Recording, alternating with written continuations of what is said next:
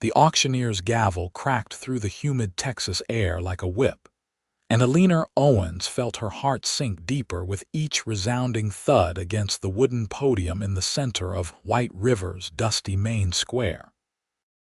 She stood on the platform beside three other women, her wrists bound loosely with rough hemp rope, her calico dress stained with the dust of a week's hard travel from San Antonio. The year was 1876, and the summer sun beat down mercilessly on the crowd of men gathered below, their faces a mixture of curiosity, greed, and something else she refused to name. This was not a slave auction. Slavery had ended over a decade ago. This was something different, though no less degrading. These were debt auctions, where women who could not pay what they owed were bound to service until their debts were cleared. Eleanor owed $300 to a man named Marcus Trent, money her deceased father had borrowed and never repaid. She had tried to work it off at Trent's saloon, but he kept adding charges for room and board until the number only grew. "Next up, we have Miss Eleanor Owens," the auctioneer bellowed, his voice carrying across the square. "Young, healthy, can read and write. Debt of $300 to be worked off. Who will start the bidding?" Eleanor kept her eyes fixed on the horizon beyond the gathered crowd, past the rough wooden buildings of White River, toward the open prairie where she wished she could run. She would not give these men the satisfaction of seeing her cry. $50, someone shouted from the back. $75. Another voice called. The bidding continued, climbing slowly. Eleanor's stomach churned. She knew what this meant. Whoever purchased her debt would own her labor, her time, perhaps more if they were cruel enough. The law offered some protection, but out here in the wild territories of Texas, the law was often whatever the strongest man said it was. $200. The voice was new, deep and steady, cutting through the scattered bids like a knife through butter. Eleanor's eyes found the source. A tall man stood near the edge of the crowd, his broad-brimmed hat casting shadows across a face weathered by sun and wind. He wore dusty trail clothes, a leather vest over a worn cotton shirt, and a gun belt sat low on his hips. But it was his eyes that caught her attention even from this distance. They were steady, clear, and seemed to hold something she had not seen in any other face in this crowd. Respect. $200, the auctioneer repeated. "Do I hear $225, $300? The tall man said, his voice carrying easily despite its measured tone. "The full debt."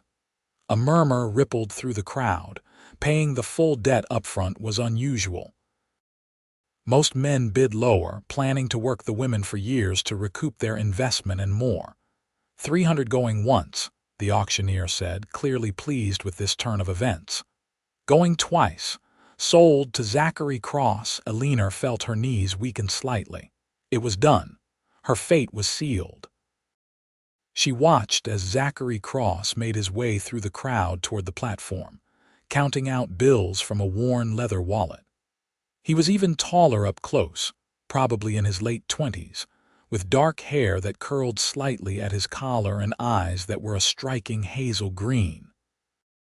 His face was handsome in a rugged way, with a strong jaw shadowed by several days' stubble and a straight nose that looked like it might have been broken once and healed well. The auctioneer took the money, counted it carefully, and then nodded. "She's all yours, Mr. Cross. The debt is paid in full." Zachary stepped onto the platform and moved directly to Eleanor. For a moment, their eyes met fully, and she saw something flicker in his gaze that she could not quite identify. Without a word, he pulled a knife from his belt. Eleanor flinched despite herself, but he simply cut through the rope binding her wrists. "Come on," he said quietly, his voice gentler than she expected. "Let's get you out of here." Eleanor rubbed her wrists, feeling the blood flow return to her hands. She wanted to speak, to ask 1,000 questions, but her throat felt tight and dry. She simply nodded and followed him down the platform steps, acutely aware of the eyes tracking their movement. Zachary led her to a horse tied at the hitching post outside the general store. It was a fine-looking paint gelding, well cared for and patient. He untied the reins and then turned to her. "Can you ride?" he asked. "Yes," Eleanor managed, her voice barely above a whisper. "Good." He swung up into the saddle with practiced ease and then offered her his hand. "Up you come." She hesitated only a moment before taking his hand. His grip was strong and calloused, the hand of a man who worked hard for his living. He pulled her up behind him as easily as if she weighed nothing. "Hold on," he said over his shoulder. Eleanor wrapped her arms tentatively around his waist, feeling the solid warmth of him through his shirt. He smelled of leather and sage and honest sweat. Without another word, he urged the horse forward, and they rode out of White River at an easy trot. They rode in silence for nearly an hour, leaving the town far behind and heading northeast across rolling prairie land dotted with mesquite and scrub oak. The sun had begun its descent toward the western horizon, painting the sky in shades of gold and amber. Eleanor's mind raced with questions and fears, but she remained quiet, trying to gather her courage. Finally, Zachary slowed the horse to a walk and then stopped entirely beside a small creek lined with cottonwood trees. He dismounted and then helped Eleanor down, his hands respectful on her waist. "We will camp here for the night," he said, already starting to unsaddle the horse. "My ranch is another half-day's ride from here, too far to make before dark." Eleanor stood uncertainly, watching him work. He moved with efficiency, caring for the horse first, letting it drink from the creek before hobbling it where it could graze on the sparse grass. Then he gathered wood for a fire with quick, practiced movements. "There's jerky and hardtack in the saddlebag," he said, not looking at her as he arranged the kindling. "Help yourself if you are hungry." Eleanor found the food and took a small piece of jerky, though her stomach was too knotted to feel much hunger. She sat on a fallen log near where Zachary was working and forced herself to chew. The silence stretched between them, not quite comfortable but not hostile either. When Zachary had the fire going well, he sat back on his heels and finally looked at her directly. "I suppose you have questions," he said. Eleanor swallowed the jerky. "Why?" she asked, the word coming out stronger than she felt. "Why did you buy my debt?" "Because it was wrong," he said simply. "What they were doing was wrong. But you paid $300, she pressed. "That is a lot of money. You do not even know me." Zachary was quiet for a moment, his eyes on the flames. When he spoke, his voice was thoughtful. "I know enough. I know you did not deserve to be standing on that platform. I know your father borrowed money from Trent and died before he could repay it. I know Trent is a snake who has been exploiting desperate people for years." "How do you know about my father?" Eleanor asked, surprised. "I make it my business to know things," Zachary said. "When I heard there was an auction happening in White River, I rode in to see if I could help. I asked around, learned who was being sold and why." Eleanor stared at him, trying to understand. "You came to the auction specifically to buy someone's freedom?" "Yes. But why me?" The question burst from her, raw and confused. "There were 4 women on that platform. Why did you choose me?" Zachary met her eyes, and what she saw in his gaze made her breath catch. There was honesty there and something deeper, something vulnerable. "Because I know what it is like to feel trapped," he said quietly. "I know what it is like to have your choices stripped away, to be treated as property instead of a person. And when I saw you standing there, holding your head high even though I could see you were terrified, I saw someone worth saving, someone strong, someone who deserved a chance at a real life." He paused, then added, "And because I saw your mother once, years ago, you look just like her." Eleanor's breath caught. "You knew my mother." I met her once when I was just a boy, Zachary said, his voice soft with memory. I was maybe 10 years old. My father and I had come to San Antonio on a cattle drive. We got separated in the market and I was lost and scared. Your mother found me crying in an alley.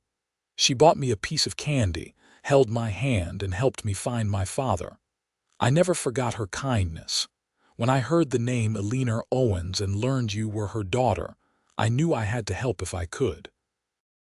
Tears sprang to Eleanor's eyes before she could stop them. Her mother had died when she was 12, taken by fever. That had been 6 years ago, but the grief was still fresh. She would have been proud to know you remembered her kindness, Eleanor said, her voice thick. She was a good woman, Zachary said, and I suspect her daughter is too. They sat in silence for a while, the fire crackling between them.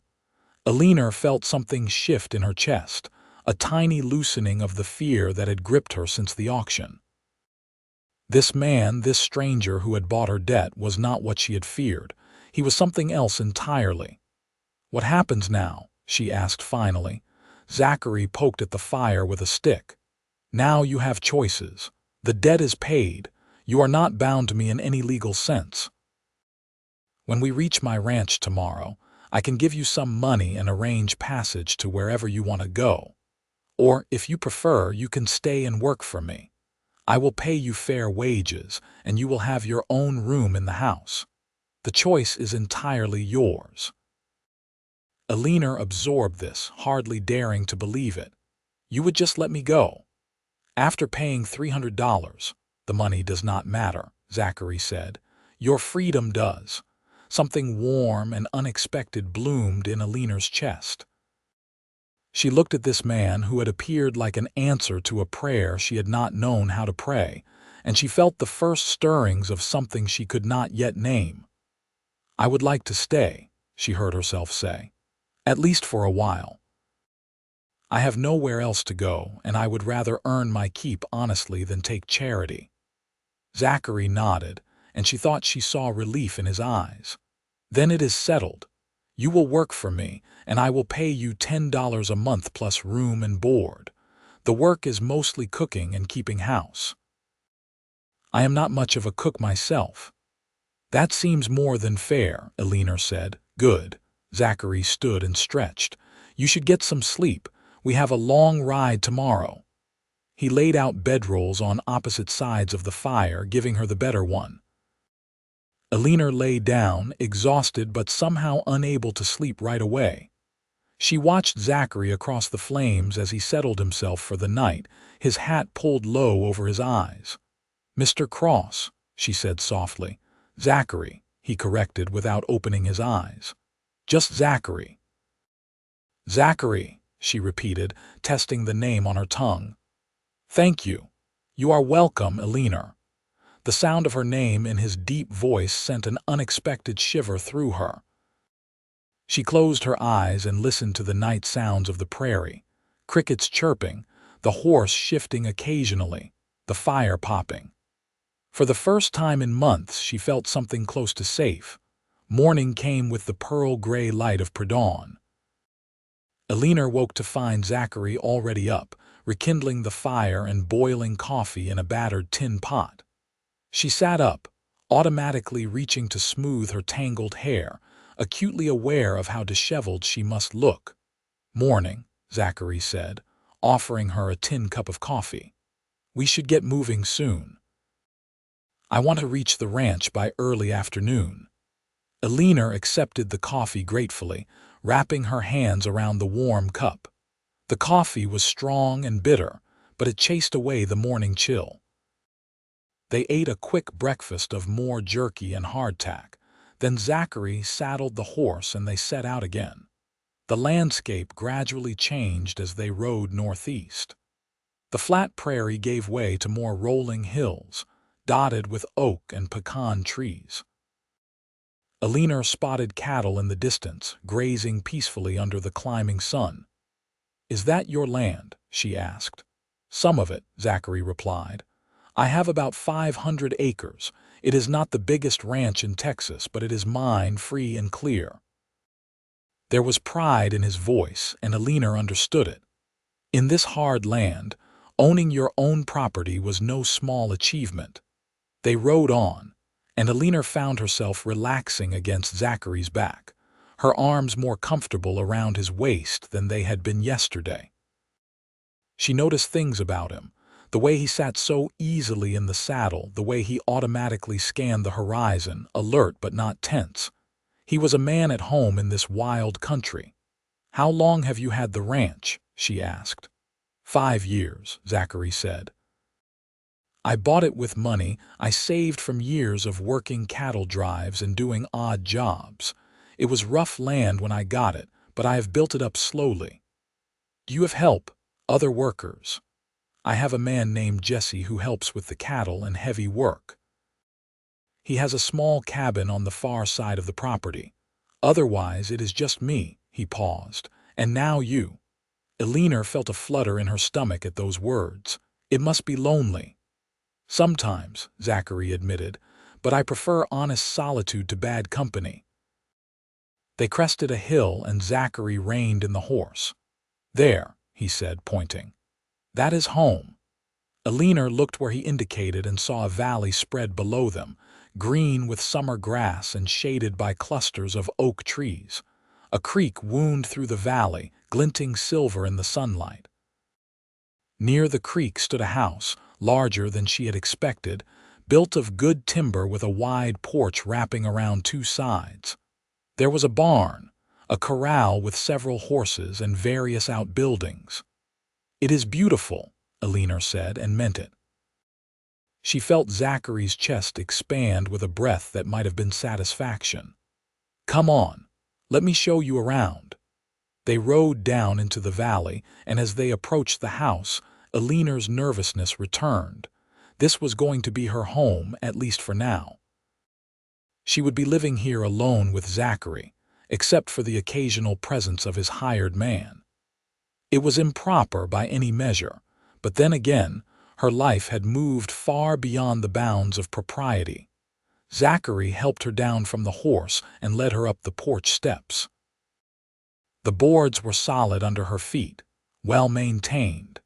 He opened the door and gestured for her to enter first. The interior was simple but well built. There was a main room with a stone fireplace, a kitchen area with a cast iron stove, and doors leading to what she assumed were bedrooms. The furniture was basic but sturdy. A table with 4 chairs, a rocking chair near the fireplace, shelves holding books and supplies. "Your room is through here," Zachary said, opening one of the doors. Eleanor followed him into a small but pleasant room. It had a real bed with a corn husk mattress, a bureau, a washstand with a pitcher and basin, and a window that looked out toward the creek. It was simple, but it was clean and private. "This is wonderful," Eleanor said softly, running her hand over the smooth wood of the bureau. "I will let you get settled," Zachary said. "Take your time. I need to check on the stock and find Jesse to let him know you are here." He left, closing the door gently behind him. Eleanor sank onto the bed, suddenly overwhelmed. Tears came then, tears she had been holding back for so long. But these were not tears of despair. They were tears of relief, of gratitude, of hope. She had been saved from a fate she had not wanted to imagine, and the man who had saved her had asked nothing in return except honest work. She cried for several minutes, then wiped her eyes and stood. There was no use in falling apart now. She had been given a second chance, and she intended to make the most of it. Eleanor explored the house more thoroughly, familiarizing herself with the kitchen and supplies. The pantry was reasonably well stocked with flour, beans, salt pork, coffee, and various other staples. There was a good supply of firewood stacked near the stove. She could work with this. By the time Zachary returned an hour later, Eleanor had swept the main room, wiped down the kitchen surfaces, and started a pot of beans cooking on the stove. He stopped in the doorway, surprise evident on his face. You did not have to start working right away. I wanted to, Eleanor said. Besides, I assume you are hungry for something other than jerky. A slow smile crossed Zachary's face, transforming his serious features into something warmer, more approachable. I would not argue with that. Over the next few weeks, Eleanor settled into a routine. She woke early, made breakfast for herself and Zachary, cleaned the house, tended the small vegetable garden she found behind the barn, prepared meals, and did laundry. The work was hard but honest, and she found satisfaction in it. Zachary was a respectful employer, always courteous, never demanding. He worked long hours with the cattle and maintaining the ranch, often coming in after dark, tired and dusty but never short-tempered. He always thanked her for meals, complimented her cooking, and asked if she needed anything from town when he made supply runs. Eleanor met Jesse, Zachary's hired hand, who was a grizzled man in his 50s with a kind face and a ready laugh. He treated her with grandfatherly courtesy and seemed genuinely pleased that Zachary had someone to help around the house. "Boy works himself too hard," Jesse told Eleanor one day when he stopped by the house for noon dinner. "It is good he has you here. Place feels more like a home now." Eleanor treasured those words more than she would have expected. As summer deepened into its full heat, Eleanor found herself watching Zachary more than she should. She noticed the way his shirt clung to his broad shoulders when he worked. She noticed the gentleness in his hands when he treated an injured calf. She noticed the way he sometimes stood on the porch in the evenings, looking out at the land with an expression of quiet contentment. And she noticed the way he sometimes looked at her when he thought she was not paying attention. There was something in those looks that made her heart beat faster. One evening in late July, Eleanor was washing dishes after supper when Zachary came to stand beside her at the basin. "Let me help," he said, picking up a towel. They worked in companionable silence for a few minutes, Eleanor washing and Zachary drying.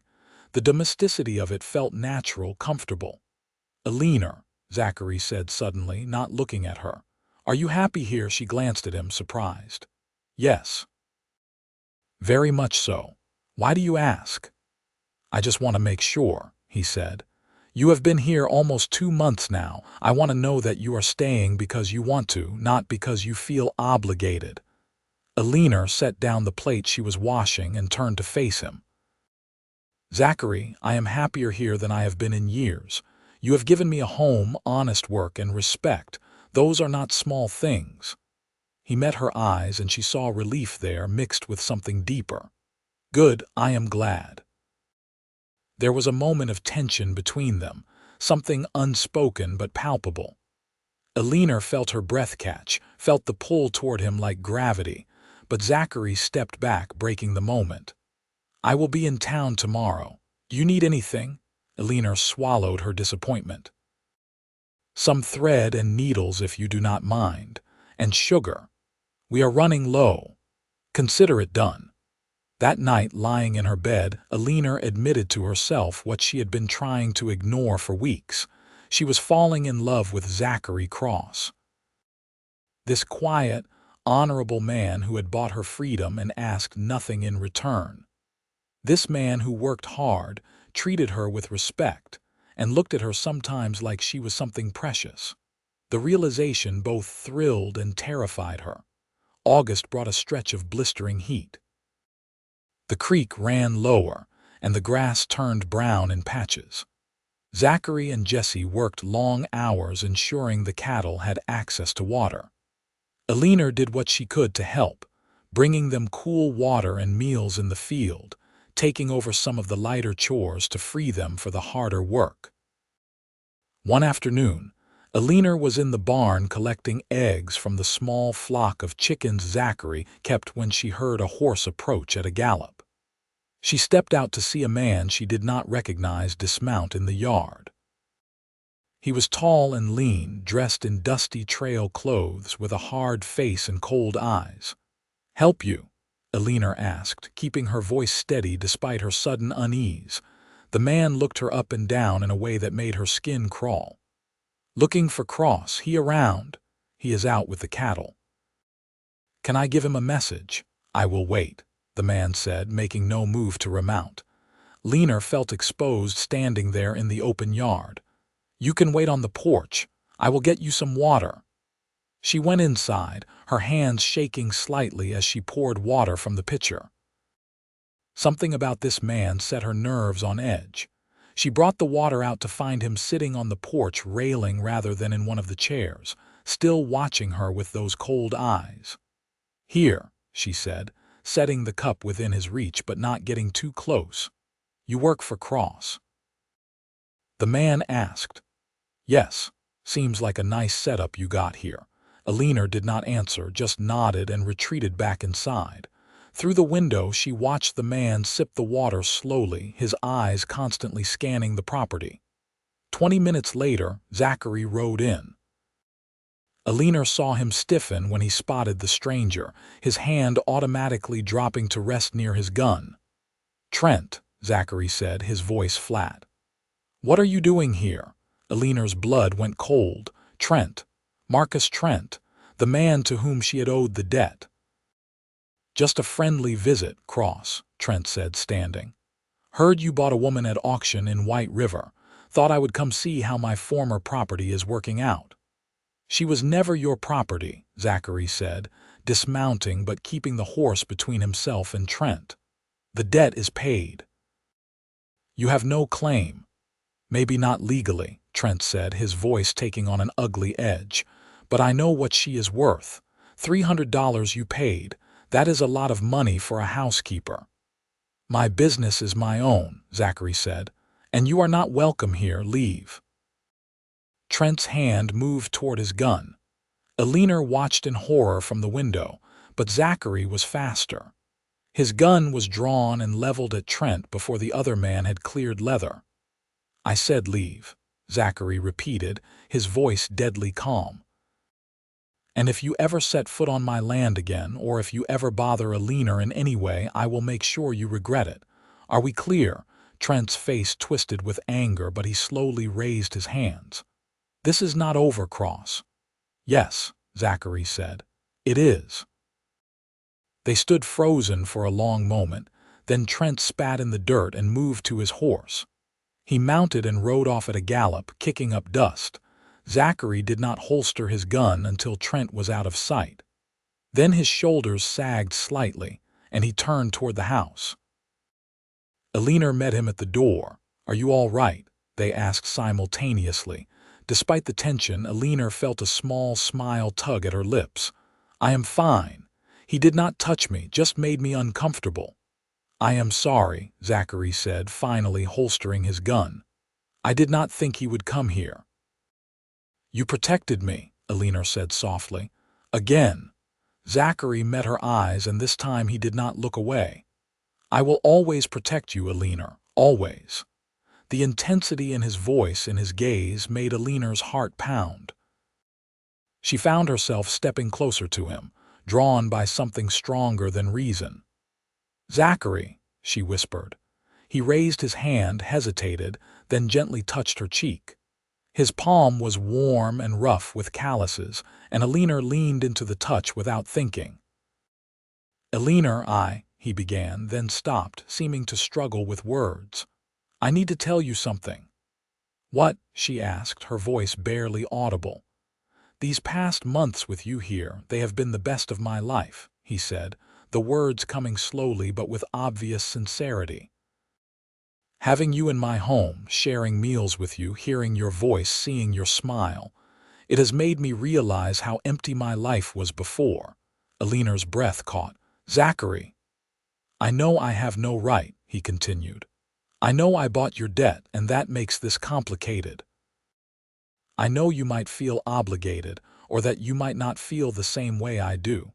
But I have to be honest with you." "What way do you feel?" Eleanor asked, though she thought she knew, hoped she knew. Zachary's thumb brushed across her cheekbone in a gesture so tender it made her want to cry. "I am falling in love with you," he said simply.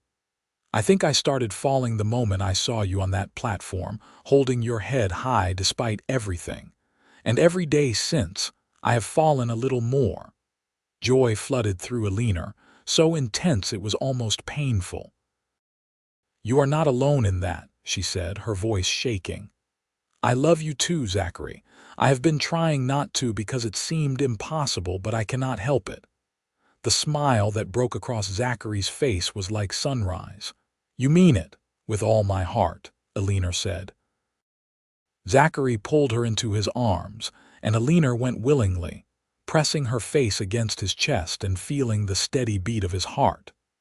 His arms wrapped around her, strong and protective, and she felt safer than she had ever felt in her life. I want to do this right, Zachary said into her hair. I want to court you properly if you will let me, and when enough time has passed that people cannot say you were forced or coerced, I want to marry you. Eleanor pulled back enough to look up at him, tears streaming down her face. I would be honored. Then it is settled, Zachary said, and bent to kiss her. The kiss was gentle and reverent, full of promise and restrained passion. Eleanor's first kiss, and it was everything she had dreamed a kiss could be. When they parted, both were breathless and smiling. The next months were the happiest Eleanor had ever known. True to his word, Zachary courted her properly. He brought her wildflowers from the prairie. He took her on rides across the ranch, showing her his favorite places. They sat on the porch in the evenings, talking for hours about everything and nothing. He was unfailingly respectful, never pushing for more than she was ready to give, but Eleanor could see the love in his eyes every time he looked at her. Jesse teased them mercilessly but kindly, clearly delighted by the development. About time you found yourself a good woman, boss, he said to Zachary one day in Eleanor's hearing. And Eleanor, you could not have found a better man if you searched the whole state of Texas. In September, Zachary took Eleanor to White River for the first time since the auction. She had been nervous about returning, but Zachary held her hand as they walked down the main street, making it clear to anyone watching that she was under his protection and was there by choice. They stopped at the general store for supplies, and the proprietor, a pleasant woman named Mrs. Harris, greeted Eleanor warmly. It is good to see you looking so well, dear, Mrs. Harris said, her eyes kind. We heard Mr. Cross had taken you on as his housekeeper. I hope he is treating you fairly. Better than fairly, Eleanor said, smiling at Zachary. I am very happy. Mrs. Harris noticed the way they looked at each other and smiled knowingly. I am very glad to hear it. As they loaded supplies into the wagon, Eleanor saw a familiar figure across the street. Marcus Trent, watching them from outside the saloon. Her steps faltered. Zachary noticed immediately. He followed her gaze and his expression hardened. But instead of confrontation, he simply put his arm around Eleanor's shoulders and guided her to the wagon. He cannot hurt you anymore, Zachary said quietly. You are free and you are mine if you choose to be. I choose to be, Eleanor said firmly. Always. They drove home as the sun set, painting the sky in brilliant oranges and purples. Eleanor sat close to Zachary on the wagon seat, his arm around her, and felt profoundly content. October brought cooler weather and the changing of the seasons. The leaves on the oak trees turned gold and russet. Zachary and Jesse brought the cattle in closer to the ranch for the coming winter. Eleanor spent her days cooking, preserving food for winter, and preparing the house for the colder months ahead. One evening in late October, Zachary asked Eleanor to walk with him down to the creek. The sun was setting, and the air was crisp with the promise of winter. They walked hand in hand, comfortable in the silence that had grown between them over the months. At the creek, Zachary stopped and turned to face her. His expression was serious, but his eyes were warm. Eleanor Owens, he said, taking both her hands in his. I have loved you for months now, Every day with you is a gift I never expected to receive. You have made my house a home, my life complete. I know we have not been courting for very long by traditional standards, but I also know that life is uncertain and time is precious. He released one of her hands to reach into his pocket, pulling out a small box. Eleanor's heart began to race. I bought this in San Antonio last week when I went for supplies, Zachary continued, opening the box to reveal a simple gold band with a small ruby. It is not much, but it is honest like our love. Eleanor, will you marry me? Eleanor's vision blurred with tears. Yes, she said, her voice breaking. Yes, Zachary, I will marry you. Zachary slipped the ring onto her finger and it fit perfectly. Then he pulled her into his arms and kissed her deeply, and Eleanor kissed him back with all the love in her heart. They were married 3 weeks later in the small church in White River, with Jesse as Zachary's best man and Mrs. Harris as Eleanor's witness. Eleanor wore a simple blue dress that Mrs. Harris had helped her make, and Zachary wore his best suit. It was a small ceremony, but it was filled with love and joy. The preacher pronounced them man and wife, and when Zachary kissed Eleanor, there were tears in his eyes. "I love you, Mrs. Cross," he whispered against her lips. "I love you too," Eleanor whispered back. "My husband." The words felt like a miracle on her tongue. They held a small celebration at the ranch afterward, with Jesse and a few neighbors Zachary had invited. There was food and music and dancing. Eleanor had never been happier. As she danced with Zachary under the stars, she thought about how far she had come from that terrible day on the auction platform. "What are you thinking?" Zachary asked, holding her close as they swayed to the music. "I am thinking about the day you bought my freedom," Eleanor said. "If someone had told me then that I would end up here, married to you and this happy, I would not have believed them." "I knew," Zachary said softly. "From the moment I saw you, I knew you were special. I did not know we would fall in love, but I knew I wanted you in my life somehow." "Your answer when I asked why you chose me," Eleanor said. "It stunned me. You said you saw someone worth saving, someone strong, and you told me about my mother. No one had ever seen me that way before." "Then they were fools," Zachary said firmly. "You are the strongest, bravest, most wonderful woman I have ever known, and I will spend the rest of my life making sure you know how precious you are." Eleanor buried her face against his chest, overwhelmed with emotion. "I am so grateful for you." "And I for you," Zachary said, kissing the top of her head. Their first winter as a married couple was cold but cozy. Eleanor made the house warm and inviting with good food, warm fires, and love filling every corner. Zachary often came in from the cold to find her cooking or sewing, and the sight never failed to make his heart swell with gratitude and love. They grew closer in every way during those long winter nights. Zachary was a gentle and patient lover, always putting Eleanor's comfort and pleasure first. Eleanor discovered joy and passion she had never imagined, safe in the arms of the man she loved. Spring came with new life. The grass greened, flowers bloomed, and calves were born. Eleanor suspected she might be pregnant but said nothing yet, wanting to be sure. By early May, there was no doubt. She was carrying Zachary's child. She told him one evening after dinner. Zachary had been talking about plans for expanding the herd when Eleanor reached across the table and took his hand. "Zachary," she said softly, "I have something to tell you." He looked at her, suddenly alert to the serious note in her voice. "What is it? Are you all right?" "I am more than all right," Eleanor said, smiling through sudden tears. "I am with child." Zachary's eyes went wide. For a moment he just stared at her, and Eleanor wondered if he was pleased. Then he was around the table, pulling her into his arms, laughing and crying at the same time. "A baby," he said, his voice filled with wonder. "We are going to have a baby." Yes, Eleanor said, laughing as he spun her around. I am going to be a father, Zachary said, setting her down gently as if she might break. And you are going to be a mother. Eleanor, this is the best news I have ever received.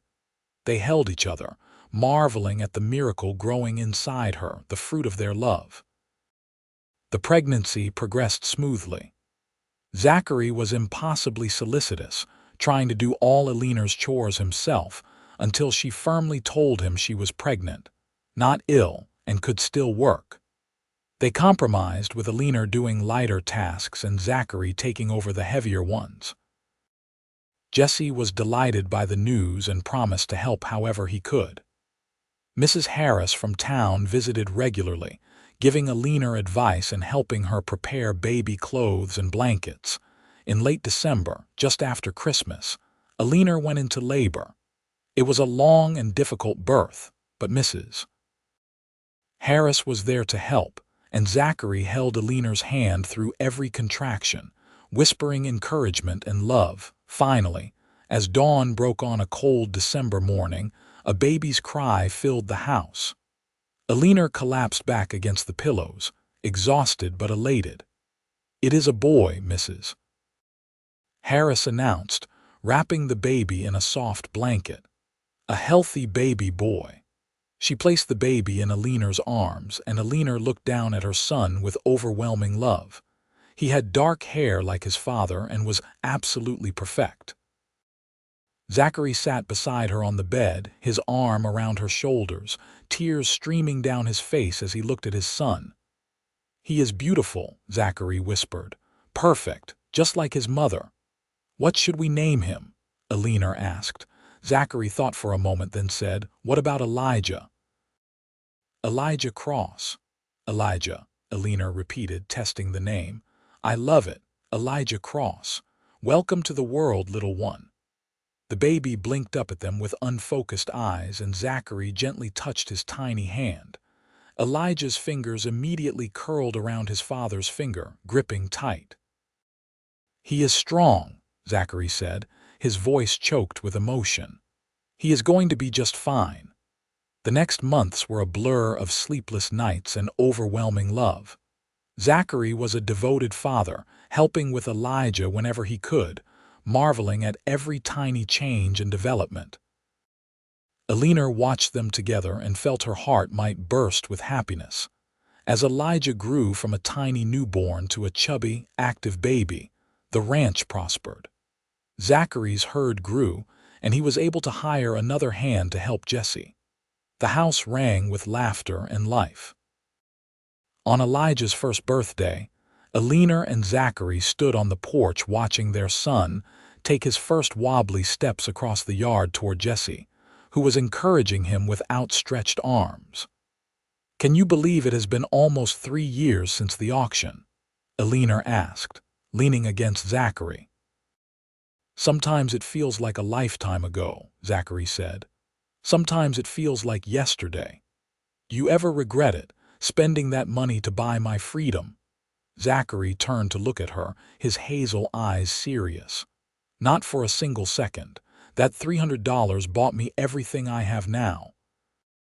You, Elijah, this life we have built together, I would pay it 1,000 times over. I love you, Eleanor said simply. I love you too, Zachary replied, kissing her softly. Forever. As the years passed, their family grew.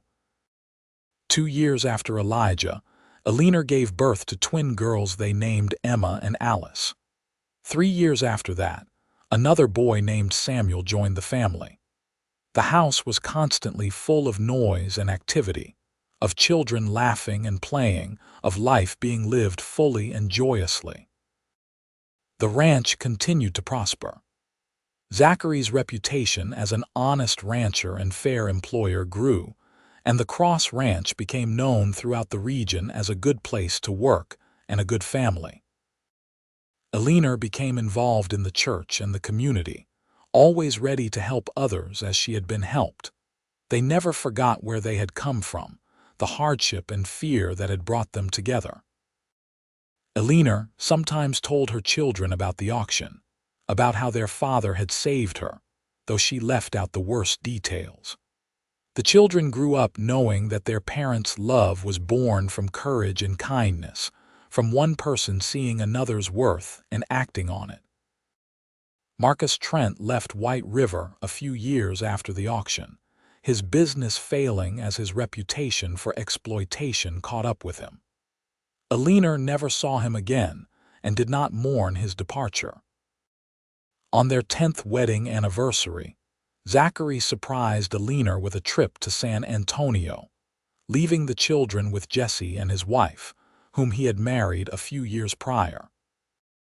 They stayed in a hotel, dined at a restaurant, and walked the streets where Eleanor's mother had once shown kindness to a lost little boy. As they stood in the market square, Zachary pulled Eleanor close. "You remember what I said on the night we met?" he asked. "When you asked why I chose you." "You said you saw someone worth saving," Eleanor said. "Someone strong." "I was right," Zachary said, "but I did not know then what I know now." "What is that?" "That you would save me too," Zachary said softly. "I was just existing before you, Eleanor. You taught me how to truly live. You gave me love, family, purpose. You saved me just as much as I saved you." Eleanor felt tears prick her eyes. "We saved each other." "Yes," Zachary agreed. "We did." They kissed there in the market square, two people who had found each other against all odds, who had built a life and a love that would endure. As they grew older together, their love only deepened. They faced challenges, as all couples do. There were droughts that threatened the ranch, illnesses that scared them, and the normal struggles of raising children. But they faced everything together, their partnership unshakable. Their children grew into fine young people. Elijah became a rancher like his father, taking over more and more of the ranch operations as Zachary's hair turned gray. Emma became a teacher in White River. Alice married a good man and started her own family. Samuel went east to study law, but always came home for holidays, drawn back by the love of his family. Zachary and Eleanor became grandparents, and then great-grandparents. They watched their legacy grow, a family built on the foundation of love and sacrifice. In their later years, they often sat on the porch in the evenings, rocking in chairs side by side, watching the sun set over the land they had built together. "You ever think about what your life might have been if I had not gone to that auction?" Zachary asked one evening, his voice still strong despite his 70 years. Eleanor, her hair now silver but her eyes still bright, smiled. "Sometimes, but not with regret. Everything I went through led me to you. I would not change a moment of it, even the hard parts." "Even the hard parts," Eleanor confirmed. "They made me who I am, and who I am is yours." "And I am yours," Zachary said, taking her hand. His grip was not as strong as it once had been, but it was steady and sure. "Always and forever." "Always and forever," Eleanor echoed. They sat in peaceful silence as the stars began to emerge in the darkening sky. Two souls who had found each other in the most unlikely of circumstances and had built something beautiful together. When Zachary passed away in his sleep at the age of 78, peacefully and without pain, Eleanor grieved deeply but without regret. They had been married for 55 years, a lifetime of love and partnership. She had been holding his hand when he slipped away, and his last word had been her name. Eleanor lived 3 more years after Zachary's death, surrounded by her children, grandchildren, and great-grandchildren. She remained sharp and engaged until the end, telling stories of the wild Texas of her youth, of the ranch, and always of Zachary. On a warm spring evening, sitting in her rocking chair on the porch where she had spent so many evenings with her beloved husband, Eleanor closed her eyes and did not wake. She died peacefully, a smile on her face, at the age of 80. The family buried her next to Zachary on a hill overlooking the ranch, under an oak tree they had planted together on their first anniversary. The headstones were simple but spoke volumes. Zachary Cross, 1848–1926, beloved husband, father, grandfather, a man of honor. Eleanor Cross, 1850–1929, beloved wife, mother, grandmother, free in love. Years later, when the great-grandchildren asked about Zachary and Eleanor, about how they met and fell in love, the story was told with pride and wonder. The story of an auction in White River, Texas, in 1876. Of a cowboy who saw a woman in need and chose to help, not because he expected anything in return, but because it was right. Of a woman who asked why and received an answer that changed her life forever. The story of two people who saved each other and built a love that lasted a lifetime and echoed through generations. The Cross Ranch still stood, now run by Elijah's grandson, the land still green and productive, the house still full of life and laughter. And sometimes, when the evening light slanted just right across the porch, those who knew the story swore they could feel the presence of Zachary and Eleanor, still watching over the home they had built together, still together in the way that mattered most. Their love had been born in an act of courage and compassion, and it had grown into something that transcended time and death. It was a love that had started with a simple question: why me? And a stunning answer that spoke of kindness remembered, strength recognized, and the belief that every person deserved dignity and freedom. It was a love story for the ages, set against the wild backdrop of Texas in the years when the West was still being tamed. A story of two people who found each other when they needed each other most, and who chose love every single day of their lives together. And in the end, that choice, made over and over again through joy and hardship, through easy times and difficult ones, was what made their love extraordinary. Not the dramatic beginning, though that was remarkable, but the daily decision to love, to honor, to cherish. Zachary and Eleanor Cross had lived a full and beautiful life together. They had raised children who knew love and passed it on to their own children. They had built not just a ranch, but a legacy of kindness, honor, and devotion. And though they were gone, their story lived on, told and retold by their descendants, a reminder that love can be found in the most unexpected places, that courage can change lives, and that sometimes the best answer to why me is simply, because I saw your worth when you needed someone to see it most. The end.